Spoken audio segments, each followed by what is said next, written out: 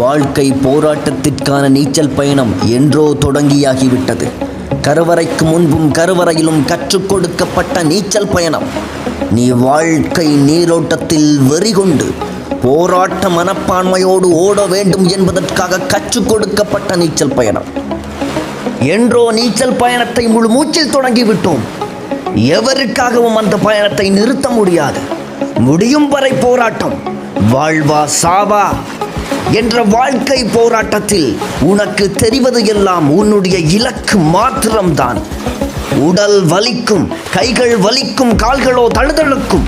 அந்த நிலையிலும் உன் புத்திக்குள் கேட்க வேண்டிய ஒரே குரல், வாழ வேண்டுமென்றால் தேவையானது போராட்டம். போராட வேண்டும். போராட்ட மனப்பான்மை என்றோ உனக்குள் விதைக்கப்பட்டு விட்டது. அதை தேடி போராட வேண்டும். போராடு மனிதா, போராடு.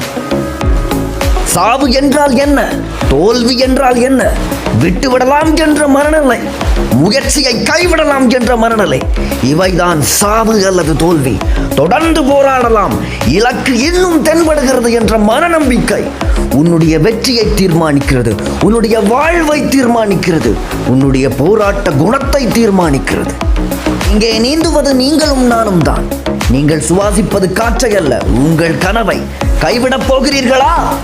தீர்மானம் உங்களதே. தீர்ப்பும் நீங்களே, தீர்வும் நீங்களே. உங்கள் ஆசைக்கு தீனி போடப் போவது நீங்கள் மாத்திரம்தான். கைகள் விசுக்கி, கால்கள் அடித்து, காற்றை கஷ்டப்பட்டு சுவாசிப்பது உங்கள் கனவுகளை கட்டி அணைக்கத்தான். தொடர்ந்து போராடுங்கள். கரை சேர்கிற பொழுது, கனவை சேர்க்கிற பொழுது உங்கள் மனம் அடைகிற சந்தோஷம், உங்கள் மதியடைகிற போதை, அதனை எந்த போதையாலும் கொடுத்து விட முடியாது. அதுதான் வெற்றியின் போதை, வெற்றி களிப்பு தரும் போதை.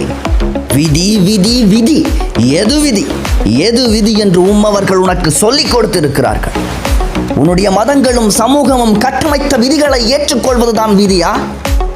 அல்லது நீ பிறக்க முன்பே உன் மீது உள்ள கதையினை யாரோ எழுதுகிறார்கள் என்பதை நீ ஏற்றுக்கொள்ள வேண்டும். உன்னுடைய தோல்விகளையும் துன்பங்களையும் ஏற்றுக்கொள்ள வேண்டும். அதனை எதிர்த்து போராடக்கூடாது. அதெல்லாம் உன் கதையில் வருகிறது என்று எவரோ சொல்லிக் கொடுத்ததை ஏற்றுக்கொண்டிருப்பதுதான் விதியா? உன்னுடைய வெற்றிக்காக போராடாமல் நீ சோம்பலாக இருப்பதுதான் விதியா?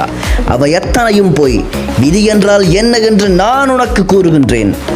முயற்சி, பயிற்சி, வெற்றி, அதற்கிடையில் இடைவிடாத அவதானமும் அதனோடு இணைந்த விழிப்புணர்வும் எவனிடத்தில் இருக்கிறதோ அது வெற்றியாக மாறிவிடுகிறது. இதுவே விதி. இதனை நம்பி உன்னுடைய கனவுக்கு நீ தீனி போட்டால்